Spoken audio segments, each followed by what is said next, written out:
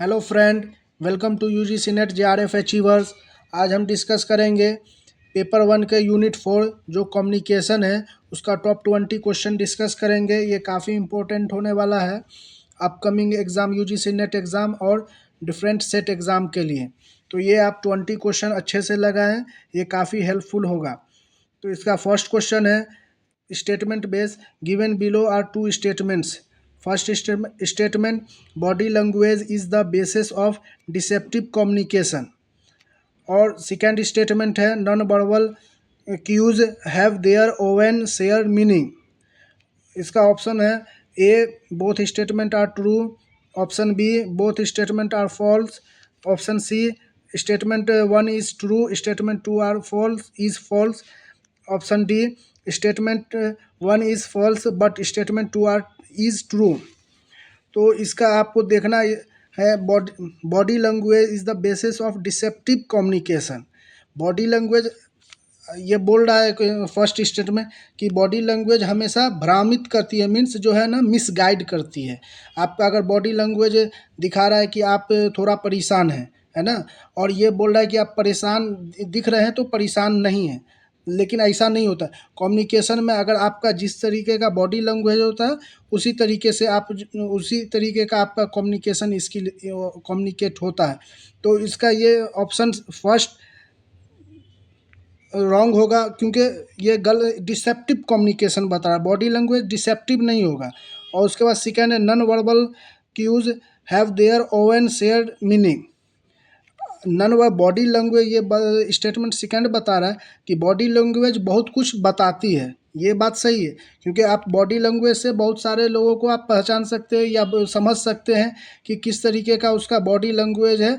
और जैसे अपने लोग ये पीएचडी के एडमिशन में जाते हैं हम लोग, और ये असिस्टेंट प्रोफेसर के इंटरव्यू में, तो वहाँ इंटरव्यूअर जो होता है वो बॉडी लैंग्वेज को ही पढ़ता है। और यहाँ पे एक टॉपिक भी है मेहर जो होता है 7% वर्ड, इसमें मेहरबानियन का जो है 3 रूल्स है, जिसमें 7% word, 38 point voice, 55 point body language, ये तीनों को मिला के एक इफेक्टिव कम्युनिकेशन होता है। तो non verbal cues their own share meaning, ये बात सही है। तो इसका राइट आंसर होगा option D statement 1 is false but statement 2 is true.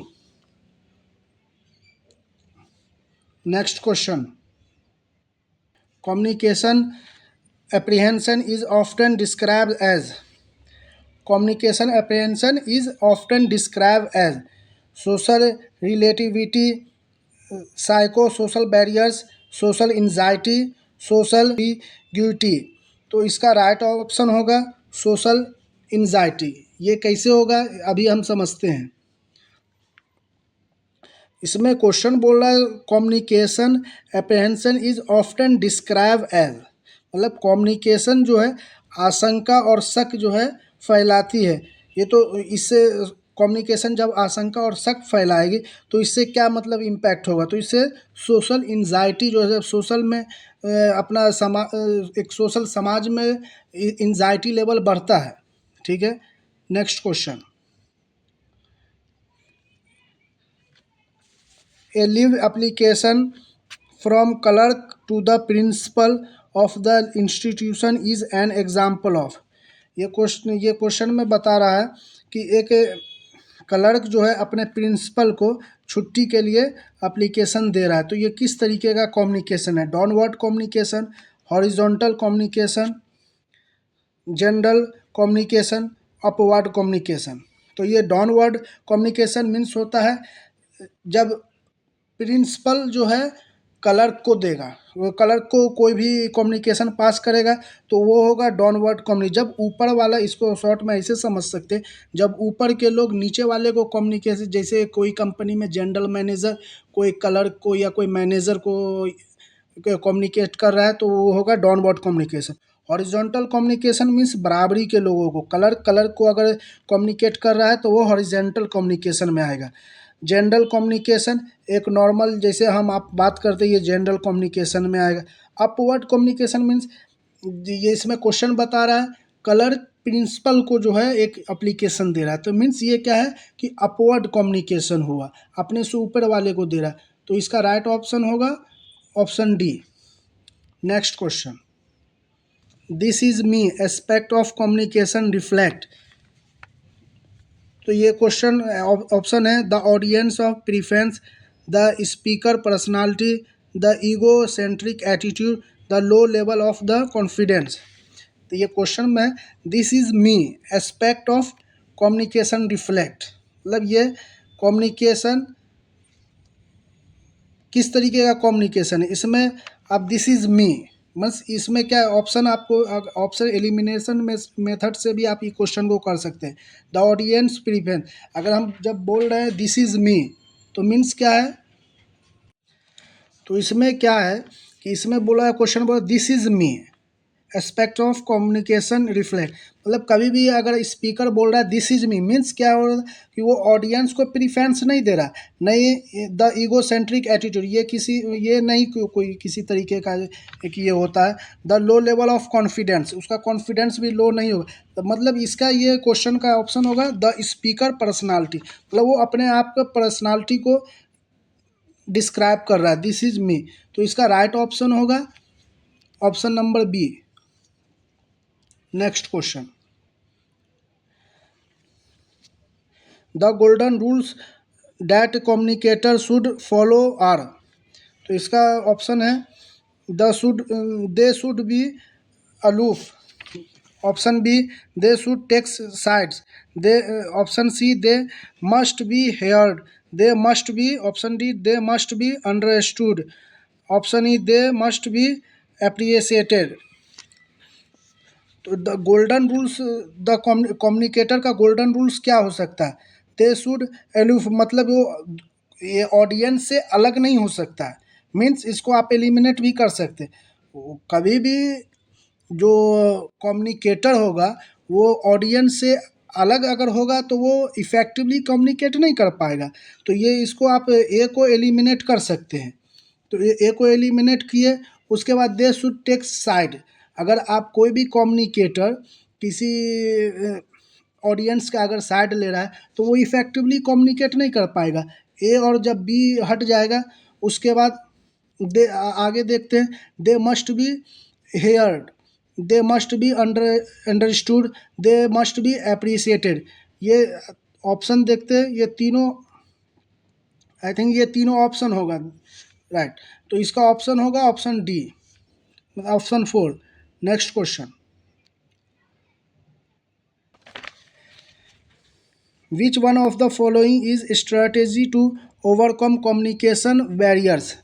कौन सी स्ट्रेटेजी बैरियर्स को ओवरकम मतलब कि पास करेगी। तो setting of ground rules, option B aggression, option C advance technology provision, option D use of jargon। तो इसका राइट ऑप्शन होगा सेटिंग ऑफ ग्राउंड रूल्स। अब कोई भी कम्युनिकेशन करते हो उसमें किसी तरीके का बैरियर्स आ रहा है तो आप पहले एक सेटिंग करें, एक पहले से सोचे और समझ के उस एक रूल्स अपना बना के देन कम्युनिकेट अगर ऑडियंस को करते हैं तो वो ज़्यादा इफ़ेक्टिवली समझ में आता है। तो इसका राइट ऑप्शन होगा option A, setting of ground rules. Next question, in which one of the following types of communication the client initiates a transaction by the requesting information from a server। ये question बता रहा है, इसमें इसका option है Asian technology, education technology, पुल technology, push technology. तो इसका कोई भी क्लाइंट कोई ट्रांजैक्शन के लिए इसको रिक्वेस्ट कर रहा है फ्रॉम द सर्वर, तो ये कौन सा कम्युनिकेशन, तो ये होगा पुल कम्युनिकेशन, क्योंकि ये सर्वर से क्लाइंट अपना इंफॉर्मेशन पहले कलेक्ट करेगा देन वो रिक्वेस्ट अप्रूव होगा। तो ये पुल कम्युनिकेशन मतलब कि क्लाइंट अपनी तरफ कोई भी इंफॉर्मेशन को आप ऐसे भी समझते हैं खींच रहा है, खींचने का मीन्स जो है पुल कम्युनिकेशन। तो ऑप्शन इसका सी होगा। Next question, following are the traits of a components communicator. ये कम्युनिकेटर का कॉम्पिटेंस क्षमता मतलब कि उसका एबिलिटी क्या है। तो mindfulness, receptive to new information, thinking before acting, और option D, should always go by the first impression, be passive to issue around. तो इसमें कौन कौन सा ऑप्शन होगा, आप इसको करेक्ट ऑप्शन चूज कर सकते हैं। तो माइंडफुलनेस, ये तो ए तो होगा। Receptive to new information means नई नई इंफॉर्मेशन जो है गैदर करना। कोई भी कम्युनिकेटर या जब कम्युनिकेट करता है, वो जब कंसिस्टेंसी से कम्युनिकेट करता है तो वो नई नई तरीके का इंफॉर्मेशन लेता है, देन आफ्टर दैट इफेक्टिवली वो कम्युनिकेट कर पाता है। तो बी भी होगा। तो ए और बी, तो ये ऑप्शन वन में ही ए बी आ रहा है। सी को देखते हैं, थिंकिंग बिफोर एक्टिंग, तो मतलब कोई भी चीज़ करने से पहले वो सोचता है, तो ये भी सही है। तो ये इसका राइट आंसर होगा A B C means option first. Next question, identify the correct sequence of the following communication form. इसमें आपको आइडेंटिफाई सीक्वेंस में करना है कि नीचे से मतलब ऊपर तक जाना है। तो इसमें ऑप्शन है मास कम्युनिकेशन, बी में पब्लिक, सी में ग्रुप, इंटरपर्सनल, इंट्रापर्सनल। तो फर्स्ट ऑफ ऑल क्या आएगा, इंट्रापर्सनल। इंट्रापर्सनल मीन्स हम सेल्फ से कम्युनिकेट कर रहे हैं, ठीक है। तो सेल्फ से कम्युनिकेट कर रहे हैं, ये फर्स्ट होगा।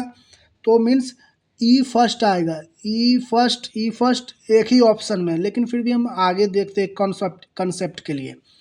तो इंटरपर्सनल, उसके बाद इंटरपर्सनल। इंटरपर्सनल मीन्स कि जब दो आदमी आपस में बात करते तो वो इंटरपर्सनल कम्युनिकेशन उसको बोला जाता है।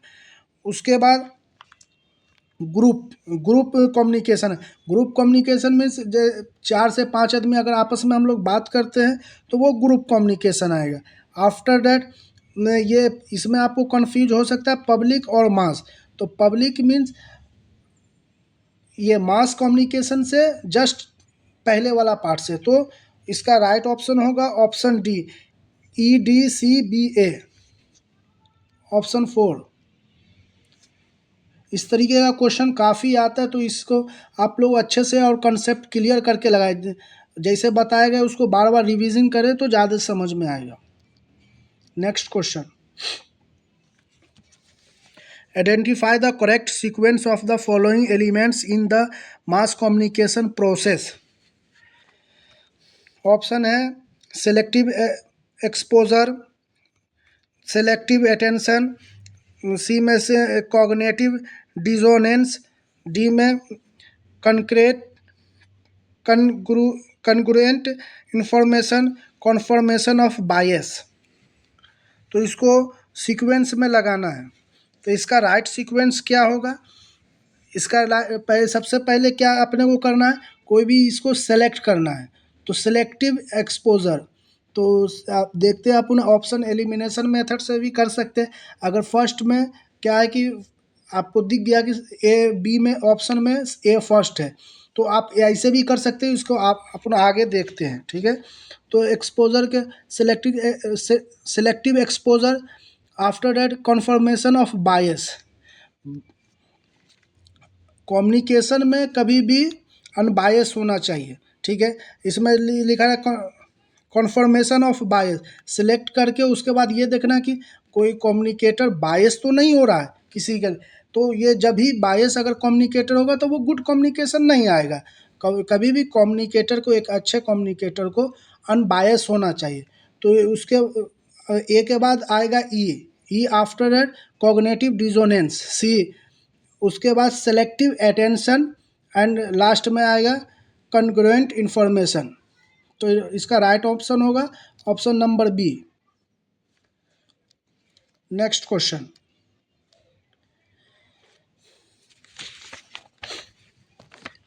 इन non verbal communication chronemics refer to.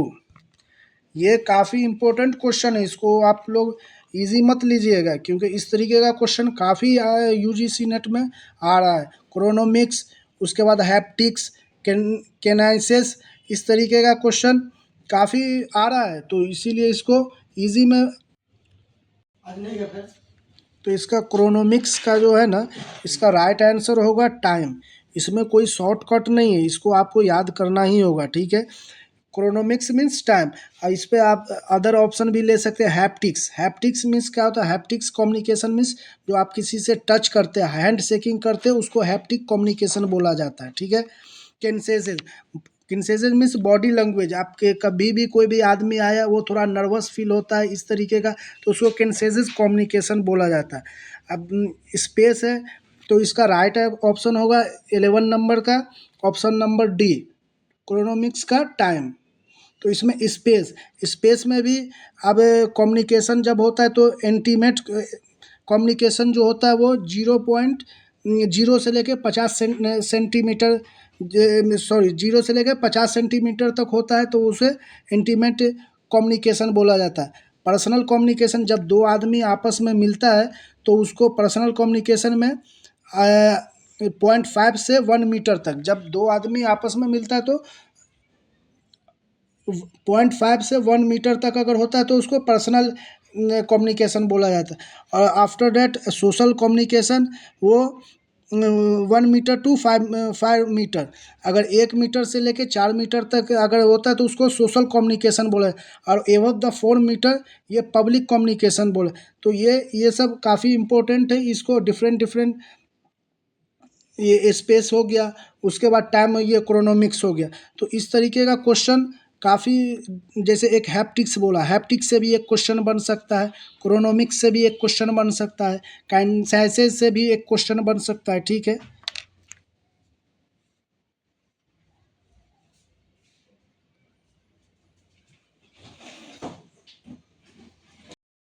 Next question 12, the real basis of communication is peer pressure, personal ambitions, common experience, desire for diversion.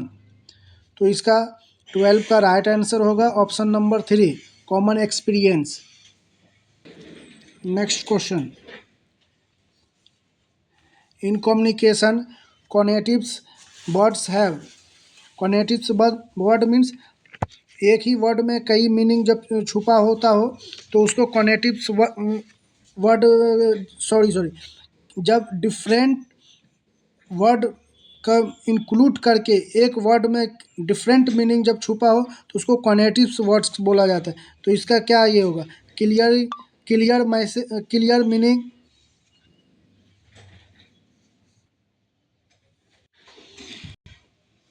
तो इसका राइट ऑप्शन होगा option number 3, cultural meaning.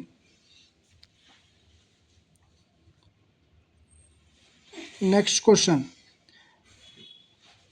Pir to Pir communication means same level वाले communication, जब same level वाले बंदे, जैसे means colour to colour का अगर बात कर रहे हैं तो वो कौन सा कम्युनिकेशन होगा? Authoritarian communication, convoluted, third horizontal, fourth non transactional. तो इसका राइट ऑप्शन होगा हॉरिजॉन्टल। जब सेम लेवल वाले आदमी आपस में बात करते, कोई कम्युनिकेशन करते, तो वो हॉरिजॉन्टल कम्युनिकेशन में आता है। नेक्स्ट क्वेश्चन,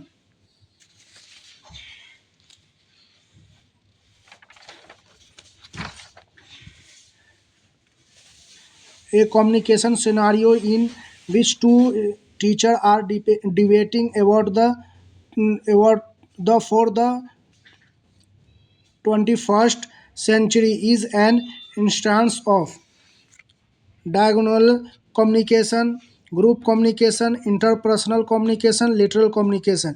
मीन्स इसमें क्या है, टीचर, दो टीचर आपस में जब बात कर रहे हो ना, तो इसमें क्या है कि दो टीचर ही सेम लेवल के, यहाँ पे टीचर प्रिंसिपल नहीं है, टीचर टीचर ही है, तो इसीलिए यहाँ पे होगा इंटरपर्सनल कम्युनिकेशन। क्योंकि सेम लेवल का जब बंदा बात कर रहा हो और दो दो बंदा हो, जब दो बंदा बात करे तो इंटरपर्सनल कम्युनिकेशन होगा। तो इसका राइट ऑप्शन होगा ऑप्शन नंबर 3।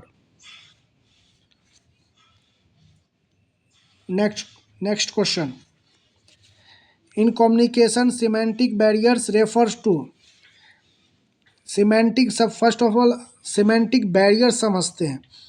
सिमेंटिक बैरियर्स होता है मतलब कई वर्ड एक वर्ड बोलने से कई वर्ड उनसे मीनिंग, एक वर्ड से कई मीनिंग निकलता हो तो वो उसी को बोला है सिमेंटिक बैरियर्स। डिफरेंट डिफरेंट जब बैरियर्स हो, जब बाधाएं कम्युनिकेशन में, तो उसको सिमेंटिक बैरियर्स कहा जाता है। ठीक है, तो ऑप्शन फर्स्ट है denotatives meaning, singular meaning, truth meaning, varied connotatives, मतलब डिफरेंट। तो इसका राइट ऑप्शन होगा option number D 4, varied connotatives. Means different different type का जब बैरियर्स आता हो तो उसी को बोला जाता है semantic barriers. Next question, which of the following is a semantic barriers. तो ऑप्शन फर्स्ट है blur image on television, unclear printing in newspaper, static broadcasting.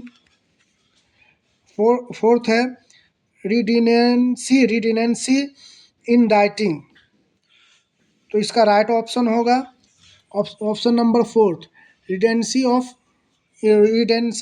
In writing. Means no, कोई भी सीमेंट बैरियर, रिडेंसी राइटिंग का means होता है कि कोई भी ऐसा चीज़ जिसका लॉन्ग नीडेड नहीं हो तो उसको रिडेंसी इन राइटिंग बोला जाता है। नेक्स्ट क्वेश्चन,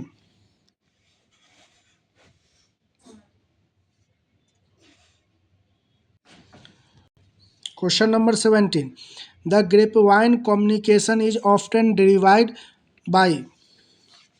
ऑप्शन है external professional agency, competing organization, top management of an organization, social network of organization। तो इसको one by one, first of all ये समझते हैं ग्रेप वाइन कम्युनिकेशन क्या होता है। ग्रेप वाइन कम्युनिकेशन, इसमें कई सारे क्वेश्चन बने। Grape vine communication first of all ये इनफॉर्मल कम्युनिकेशन होता है। जैसे कोई भी ऑर्गेनाइजेशन में, ठीक है, दो एम्प्लॉय बात कर रहे हैं, ठीक है, किसी इशू से रिलेटेड ओरली, तो ये ग्रेपवाइन कम्युनिकेशन में ही आएगा। ये अनऑफिशियली इसको कम्युनिकेशन भी बोल सकते हैं ऑर्गेनाइजेशन में। और ये कम्युनिकेशन आप देखिएगा, कोई भी ऐसा जब रूमर्स उड़ाना हो ऑर्गेनाइजेशन में या कहीं भी, ठीक है, तो उसको एक जगह बोलिएगा वो बहुत जल्दी फैलता है। ठीक है, तो इसी में ये ग्रेपवाइन कम्युनिकेशन में भी ये आता है। ठीक है, तो इसका राइट ऑप्शन होगा social network of employ. Means employ में एकदम तेज़ी से जो है फैल गया इनफॉर्मल कम्युनिकेशन, ये इसी को ग्रेपवाइन कम्युनिकेशन बोला जाता है। तो इसका राइट ऑप्शन होगा option number 4। Next question, in communication channel richness is highest in the case of television, newspaper, face to face conversation, formal report. कौन से, इसमें क्वेश्चन है कौन से कम्युनिकेशन में सफिशेंसी और उसमें एक मैच्योर, प्रचुर, जिसको हिंदी में प्रचुरता, मतलब कि एक मैच्योर कम्युनिकेशन जो है वो कौन सा कम्युनिकेशन होता है। तो ये फेस टू फेस कम्युनिकेशन होगा। तो इसका राइट ऑप्शन होगा option number 3, face to face communication. सबसे ज़्यादा फेस टू फेस कम्युनिकेशन में ही रिचनेस है। और इसमें क्या है कि अगर आपको कोई भी डाउट हो किसी तरीके का, ये तो तुरंत आप काउंटर कर सकते हैं। टेलीविज़न हो, न्यूज़पेपर हो, फॉर्मल रिपोर्ट्स हो, इस सब में आप काउंटर नहीं कर सकते और कोई भी डाउट को क्लियर नहीं कर सकते। Question number 19, the main challenge of grapevine communication are. ये ग्रेपवाइन कम्युनिकेशन से एक और क्वेश्चन आ गया, यहाँ पे ज़्यादा आपका क्लियर होगा। ठीक है, it is a formal nature, जबकि मैं क्या बोला था आपको याद होगा, तो ये इनफॉर्मल नेचर का communication, grapevine means informal nature का। ओरली जब कोई भी ऑर्गेनाइजेशन, मान ले कोई एम्प्लॉय आपस में बात कर रहे हैं, ठीक है, तो फर्स्ट ऑफ ऑल तो ये कट जाएगा, ये जब नहीं होगा ये, तो ये ऑप्शन नंबर 1 कट जाएगा, 2 कट जाएगा। अब आ गया 3 और 4, ठीक है बचा। तो इसमें आप देखते हैं ऑप्शन, ये ऑप्शन बी डिटोर्सन, ये डिटोर्सन आएगा मिसअंडरस्टैंडिंग। मिसअंडरस्टैंडिंग भी इससे, जब कोई भी चीज़ आप रूमर्स फैलाते हैं या कोई भी चीज़ जब ओरली बोलते हैं ना, तो उसका कोई ऑथेंटिकेशन नहीं होता है, ठीक है। तो इसमें मिसअंडरस्टैंडिंग भी फैलता है। तो जब बी और सी होगा, तो बी सी, तो इसका मतलब इसका राइट आंसर होगा option number C, B C D, source of. और डी डी ऑप्शन में है सोर्स।